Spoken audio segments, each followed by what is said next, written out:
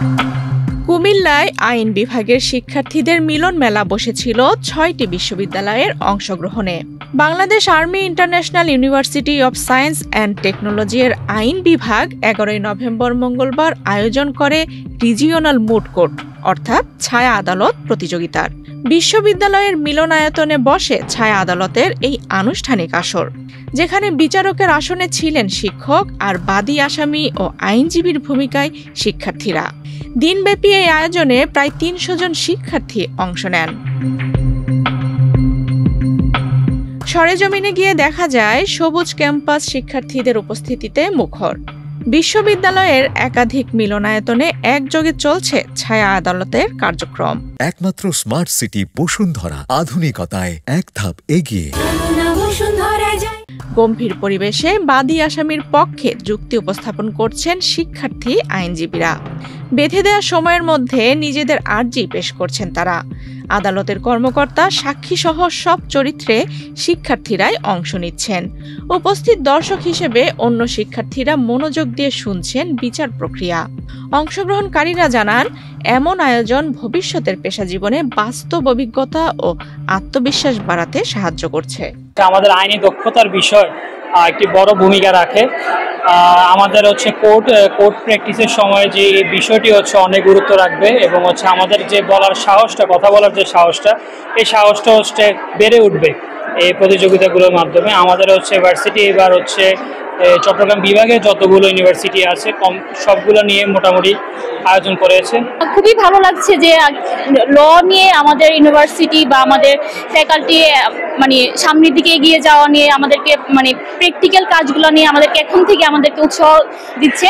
এতে করে দেখা যাচ্ছে আমরা ৪ বছরের কোর্স কমপ্লিট করার পরে আমরা কোর্টে যে আমাদের যে জড়তাটা এটা অনেকটা কেটে যাবে। এখানে একটা আইনের ছাত্রদের একটা মিলন মেলা হয়েছে।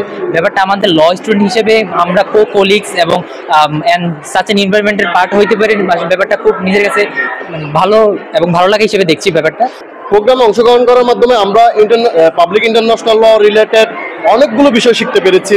আমরা এছাড়াও আমরা মোটিংয়ের যে প্রসিজিওর সম্পর্কে আমরা জানতে পেরেছি। ইন ফিউচারে মোটিংয়ের জন্য আমাদের ইউনিভার্সিটি আরও বেটার করার একটা সুযোগ তৈরি করার সুযোগ আমরা এখান থেকে পেয়েছি।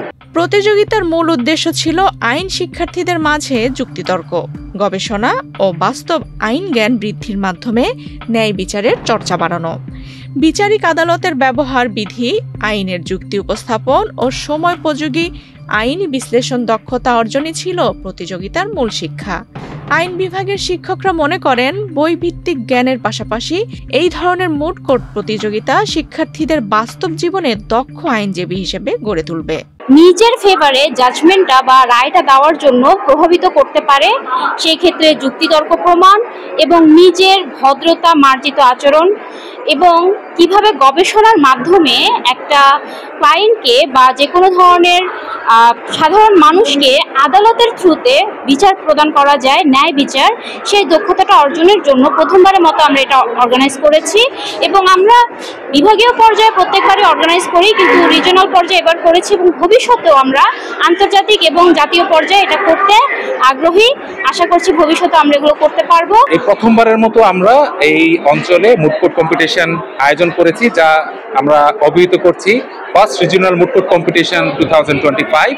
এবং এই 22টার পাশাপাশি আরো 5টা ইউনিভার্সিটি এখানে অংশগ্রহণ করছে এবং প্রায় 3 শতাধিক শিক্ষার্থী এই আজকের ইভেন্টে পার্টিসিপেট করছে। এবং এই আয়োজনের মূল উদ্দেশ্যই হচ্ছে, আমরা সবাই জানি আইনের শিক্ষার্থীদের গবেষণা দক্ষতা, অ্যাডভোকেসি স্কিল, প্রেজেন্টেশন স্কিল খুবই অত্যাবশ্যক একটি বিষয় এবং মূলত মুটিংয়ের মাধ্যমে কিন্তু শিক্ষার্থীদের সেই স্কিলগুলো আরো দক্ষ হিসেবে নিজেদেরকে তৈরি করে ফেলতে পারে। তো আমরা এই কম্পিটিশনের মাধ্যমে আমরা শুধু বায়োস না, আশেপাশের যে সকল ইউনিভার্সিটিগুলো আছে সেসব শিক্ষার্থীদের স্কিল দক্ষতার জন্য এই আয়োজনটা আমরা প্রথমবারের মতো করেছি। শিক্ষার্থীরা কেবল বই পড়ে নয়, বরং বাস্তব অভিজ্ঞতার মাধ্যমে বড় হয়ে উঠুক। আর এই মুড কোর্টের মতো আয়োজন তাদের আত্মপ্রস্তুতির অংশ, এমনটাই জানান বায়োস্টের উপাচার্য ব্রিগেডিয়ার জেনারেল মোহাম্মদ নূর হোসেন। আমাদের বিশ্ববিদ্যালয়ের মটো হচ্ছে, হাতে খড়ি দিয়ে আমরা তাদেরকে বড় করব।